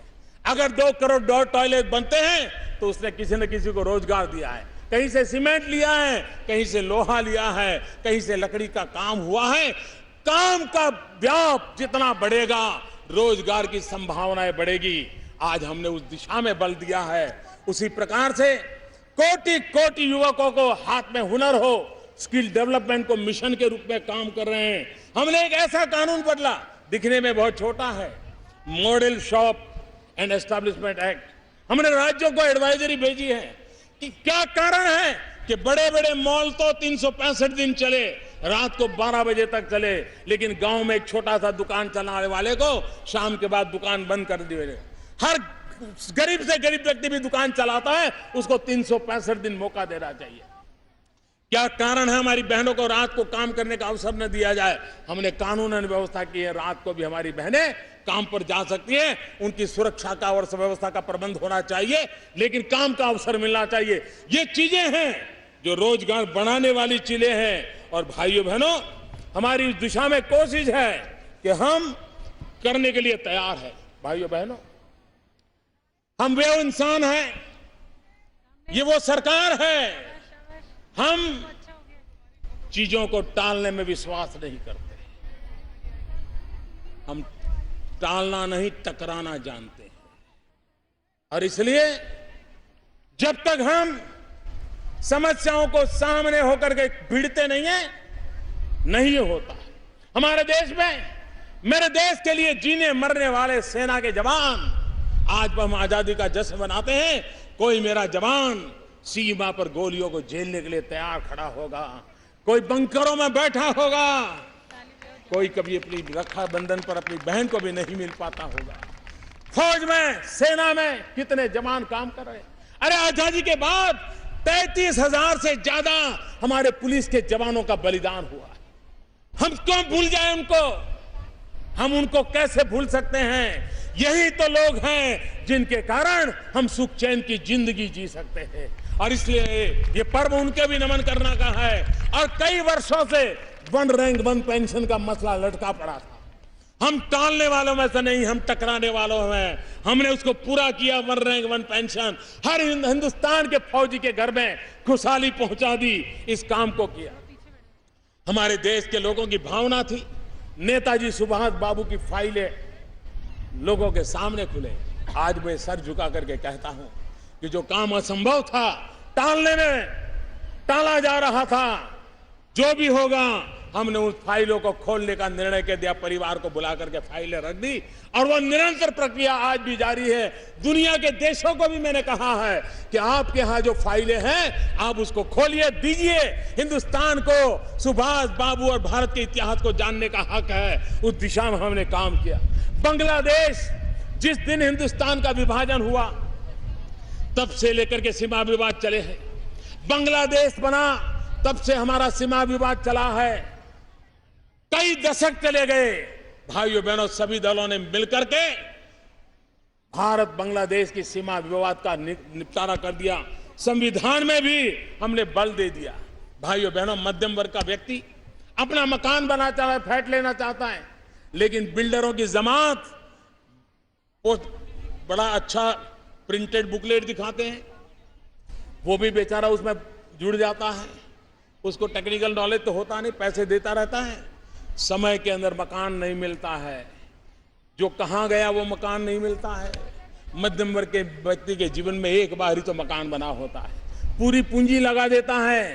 भाइयों बहनों, हमने रियल एस्टेट बिल ला करके नकेल डाल दी है ताकि मध्यम वर्ग का परिवार, जो भी व्यक्ति अपना घर का घर बनाना चाहता होगा, आज उसको कोई रुकावट नहीं आएगी। इन कामों को करने की दिशा में हमने काम किया है। भाइयों बहनों, मैंने पहले ही कहा, श्रीमद राजचंद्र जी जिनकी 150वीं जयंती है, महात्मा गांधी उन्हें अपना गुरु मानते थे और श्रीमद राजचंद्र जी के साथ जब वो साउथ अफ्रीका में थे तब भी श्रीमद राजचंद्र जी के साथ पत्र व्यवहार करते थे। एक पत्र में श्रीमद राजचंद्र जी ने गांधी जी के साथ हिंसा और अहिंसा की चर्चा की थी और राजचंद्र जी कह रहे थे, जिस समय हिंसा का अस्तित्व रहा है उसी समय से अहिंसा का भी सिद्धांत है। दोनों में अहम यह है कि हम किसे महत्व देते हैं या फिर इनमें किसका उपयोग मानव हित में हो रहा है। भाइयों बहनों, हिंसा अहिंसा की चर्चा हमारे देश में बहुत स्वाभाविक है। मानवता हमारी रगों में है। हम एक महान विराट संस्कृति के लोग हैं। यह देश विविधताओं से भरा हुआ है, रंग रूप से भरा हुआ है। ये भारत मां का गुलदस्ता ऐसा है जिसमें हर प्रकार की खुशबू है, हर प्रकार के रंग है, हर प्रकार के सपने हैं। भाइयों बहनों, विविधता की एकता ये हमारी सबसे बड़ी ताकत है। एकता का मंत्र हमारी जड़ों से जुड़ा हुआ है। भाइयों बहनों, जिस देश की 100 से ज्यादा भाषाएं हो, सैकड़ों बोलियां हो, अनगिनत पहनाव हो, अनगिनत जीवन पद्धतियां हो, उसके बाद भी सदियों से यह देश एक रहा है, उसका मूल कारण हमारी सांस्कृतिक विरासत है। हम सम्मान देना जानते हैं, हम सत्कार करना जानते हैं, हम समावेश करना जानते हैं। इस महान परंपरा को लेकर के हम चले हैं और इसलिए हिंसा और अत्याचार को हमारे देश में कोई स्थान नहीं है। अगर भारत के लोकतंत्र को मजबूत बनाना है, भारत को सपनों को पूरा करना है, तो हमारे लिए हिंसा का मार्ग कभी काम नहीं होगा। आज कहीं जंगलों में माओवाद के नाम पर, सीमा पर उग्रवाद के नाम पर, पहाड़ों में आतंकवाद के नाम पर कंधे पर बंदूक लेकर के निर्दोषों को मारने का खेल चला जा रहा है। 40 हो गया। ये धरती माता रक्त से रंजित होती गई है, लेकिन इस आतंकवाद को रास्ते पर जाने वालों ने कुछ नहीं पाया।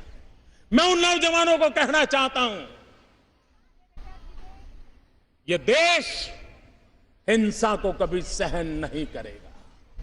यह देश आतंकवाद को कभी नहीं सहन करेगा। यह देश आतंकवाद के सामने कभी झुकेगा नहीं, माओवाद के सामने कभी झुका नहीं। लेकिन मैं उन नौजवानों को कहता हूं, अभी भी समय है, लौट आइए, अपने मां बाप के सपनों की ओर देखिए, अपने मां बाप की आशा आकांक्षाओं की ओर देखिए, मुख्य धारा में आइए, एक सुख चैन की जिंदगी जिए। हिंसा का रास्ता कभी किसी का भला नहीं करता है। भाइयों बहनों, हम जब विदेश नीति की बातें करते हैं, मैं उसका लंबा चौड़ा जिक्र करना नहीं चाहता, लेकिन जिस दिन हमने शपथ लिया था, 4 देशों के नेताओं को बुलाया था। हमारा संदेश साफ था कि हम सभी देश, अड़ोस पड़ोस के हम सभी देश, हम सबकी एक सामान्य कॉमन अगर प्रॉब्लम है तो वो हमारा सबसे बड़ी कॉमन चुनौती है गरीबी। आओ हम मिलकर के गरीबी से लड़े। अपनों से लड़ाई लड़के हम तबाह तो हो चुके हैं, लेकिन अगर गरीबी से लड़ेंगे तो हम तबाही से निकल करके समृद्धि की ओर चल पड़ेंगे। और इसलिए मैं सभी पड़ोसियों को गरीबी से लड़ने के लिए निमंत्रण देता हूं। हमारे देश के नागरिकों को, हर देश के नागरिकों को गरीबी से मुक्ति दिलाना, इससे बड़ी कोई आजादी नहीं हो सकती। गरीबी से आजादी, इससे बड़ी कोई आजादी नहीं हो सकती है। हमारा कोई भी पड़ोसी देश का नागरिक जब गरीबी से आजाद होगा तब हिंदुस्तान कितनी खुशी अनुभव करेगा, चाहे वो हमारे पड़ोसी देश का गरीब गरीबी से आजादी पाता हो। भाइयों बहनों, मानवता की प्रेरणा से पले बड़े लोग कैसे होते हैं और आतंकवाद को पुरस्कार देने वाले लोग कैसे होते हैं, मैं विश्व के सामने दो चित्र रखना चाहता हूं, दो घटनाएं उनके सामने रखना चाहता हूं और मैं विश्व को कहता हूं, मानवता में विश्वास करने वाले लोगों को कहता हूं कि जरा तराजू से तोल के देखिए।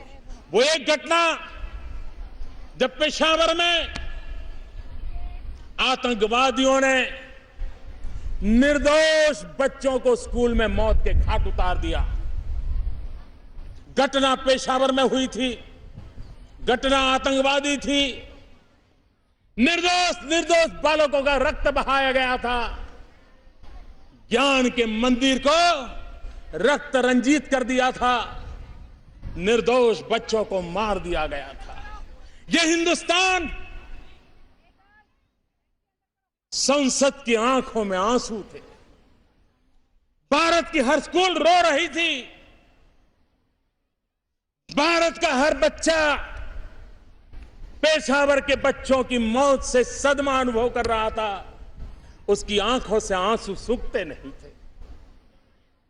आतंकवाद से मरने वाला पेशावर का बच्चा भी हमें दर्द देता था, दुख देता था। यह है हमारी मानवता से पली बड़ी संस्कृति की प्रेरणा, यही है हमारी मानवता। लेकिन और तरफ देख लीजिए कि जब आतंकवादियों को ग्लोरीफाई करने का काम हो रहा है, जहां आतंकवादी घटना में निर्दोष लोग मारे जाएं तो जश्न मनाए जाते हैं। ये कैसा आतंकवाद से प्रेरित जीवन है, कैसे आतंकवाद से प्रेरित सरकारों की रचनाएं हैं, ये दो भेद दुनिया भली भांति समझ लेगी, इतना मेरे लिए काफी है। मैं आज लाल किले की प्राचीर से कुछ लोगों का विशेष अभिनंदन और आभार व्यक्त करना चाहता हूं। पिछले कुछ दिनों से बलूचिस्तान के लोगों ने, गिलगिट के लोगों ने, पाक ऑक्यूपाइड कश्मीर के लोगों ने, वहां के नागरिकों ने जिस प्रकार से मुझे बहुत बहुत धन्यवाद दिया है, जिस प्रकार से मेरा आभार व्यक्त किया है, मेरे प्रति उन्होंने जो सद्भावना जताई है, दूर दूर बैठे हुए लोग, जिस धरती को मैंने देखा नहीं है, जिन लोगों को विषय में मेरी कभी मुलाकात नहीं हुई है, लेकिन ऐसे दूर सुदूर बैठे हुए लोग हिंदुस्तान के एक प्रधानमंत्री को अभिनंदन करते हैं, उसका आदर करते हैं, तो मेरे 125 करोड़ देशवासियों का आनंद है, वो मेरे 125 करोड़ देशवासियों का सम्मान है। और इसलिए ये सम्मान का भाव, धन्यवाद का भाव करने वाले बलूचिस्तान के लोगों का, गिलगिट के लोगों का, पाक के कब्जे वाले कश्मीर के लोगों का मैं आज तहे दिल से आभार व्यक्त करना चाहता हूं। भाइयों बहनों, आज जब हम आजादी का 70 साल मना रहे हैं, तब देश में स्वतंत्र सैनिकों का एक बहुत बड़ा योगदान रहा है। इन स्वतंत्र सैनिकों का योगदान रहा है, तो आज मैं इन सभी मेरे श्रद्धेय स्वतंत्र सैनिक परिवारजनों को, जो उनको सम्मान राशि मिलती है, जो पेंशन मिलता है, उस पेंशन में 20% की वृद्धि करने का सरकार निर्णय कर रही है। जिस स्वतंत्र सेनानी को अगर पहले 25,000 रुपये मिलते थे, तो अब उसको 30,000 रुपया मिलेंगे। और हमारे इन स्वतंत्र सेनानियों के त्याग और बलिदान को एक छोटा सा, एक मेरा पूजा अर्चन का प्रयास है। भाइयों बहनों, हमारे देश के आजादी के इतिहास की बातें होती हैं तो कुछ लोगों की तो चर्चा बहुत होती है, कुछ लोगों की आवश्यकता से अधिक होती है, लेकिन आजादी में जंगलों में रहने वाले हमारे आदिवासियों का योगदान अप्रतिम था। वो जंगलों में रहते थे। बिरसा मुंडा का नाम तो शायद हमारे कानों पे पड़ता है, लेकिन शायद कोई आदिवासी जिला ऐसा नहीं होगा कि 1857 से लेकर के अब आजादी आने तक आदिवासियों ने जंग न की हो, बलिदान न दिया हो। आजादी क्या होती है, गुलामी के खिलाफ जंग क्या होता है, उन्होंने अपने बलिदान से बता दिया था। लेकिन हमारी आने वाली पीढ़ियों को इस इतिहास से उतना परिचय नहीं। सरकार की एक इच्छा है, योजना है, आने वाले दिनों में उन राज्यों में इन स्वतंत्र सेनानी जो आदिवासी थे, जंगलों में रहते थे, अंग्रेजों से जूझते थे, झुकने को तैयार नहीं थे, उनके पूरे इतिहास को समावेश करते हुए, इन वीर आदिवासियों को याद करते हुए एक स्थायी रूप से म्यूजियम बनाने के लिए जहां जहां राज्य के अंदर कोई एकाध जगह हो सकती है जहां सबको समेट करके बड़ा म्यूजियम बनाया जा सकता है, और ऐसे अलग अलग राज्यों में म्यूजियम बनाने की दिशा में सरकार काम करेगी, ताकि आने वाली पीढ़ियों को हमारे देश के लिए मर मिटने में आदिवासी कितने आगे थे उसका लाभ मिलेगा। भाइयों बहनों, महंगाई में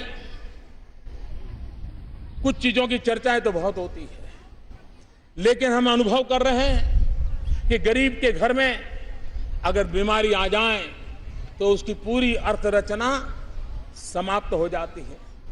बेटी की शादी तक रुक जाती है, बच्चों की पढ़ाई पर अटक जाती हैं, कभी शाम को खाना भी नहीं मिलता है। आरोग्य सेवाएं महंगी होती जा रही है, और इसलिए मैं आज लाल किले की प्राचीर से गरीबी की रेखा के नीचे जीने वाले मेरे इन परिवारों के आरोग्य के लिए सरकार एक अहम कदम उठाने जा रही है। हम ये योजना लेकर के आए हैं कि आने वाले दिनों में ऐसे किसी गरीब परिवार को आरोग्य की सेवाओं का लाभ लेना है तो वर्ष में 1 लाख रुपए तक का खर्च भारत सरकार उठाएगी, ताकि मेरे गरीब भाइयों को इन आरोग्य की सेवाओं से कारण वंचित रहना न पड़े, उनके सारे सपने चूर चूर न हो जाएं। और इसलिए मेरे प्यारे भाइयों बहनों, आजादी के इस पावन पर्व में एक नया संकल्प, नई ऊर्जा, नया उमंग लेकर के आओ हम चल पड़े। हमारे लिए जिन्होंने आजादी के लिए बलिदान दिया, उनसे प्रेरणा पा करके, आजादी के लिए जीने वाले के लिए प्रेरणा पा करके, देश के लिए मरने का मौका तो नहीं मिल रहा है, लेकिन देश के लिए जीने का मौका जरूर मिल रहा है। हम देश के लिए जी करके दिखाएं, देश के लिए कुछ करके दिखाएं, अपने दायित्वों को भी निभाएं, औरों को दायित्व के लिए प्रेरित भी करें। एक समाज, एक सपना, एक संकल्प, एक दिशा, एक मंजिल, इस बात को लेकर के हम आगे बढ़े। इसी एक भावना के साथ मैं फिर एक बार महापुरुषों को नमन करते हुए, जल थल नभ में हमारी रक्षा के लिए जान की बाजी लगाने वाले हमारे पुलिस के नौजवान 33,000 की शहादत को नमन करते हुए, मैं देश के भविष्य की ओर सपनों को देख करते हुए, अपने आप को समर्पित करते हुए आज लाल किले की प्राचीर से आप सबको पूरी ताकत से मेरे साथ बोलने के लिए कह रहा हूं, भारत माता की आवाज, आवाज दुनिया के हर कोने में जानी चाहिए। भारत माता की, भारत माता की, वंदे वंदे वंदे, जय हिंद, जय हिंद, जय हिंद। बहुत बहुत धन्यवाद। जन गण मन अधिनायक जय हे भारत भाग्य विधाता, पंजाब सिंध गुजरात मराठा द्राविड़ उत्कल बंगा, विंध्य हिमाचल यमुना गंगा उच्चल जलधि तरंगा, तव शुभ नामे जागे, तव शुभ आशीष मांगे।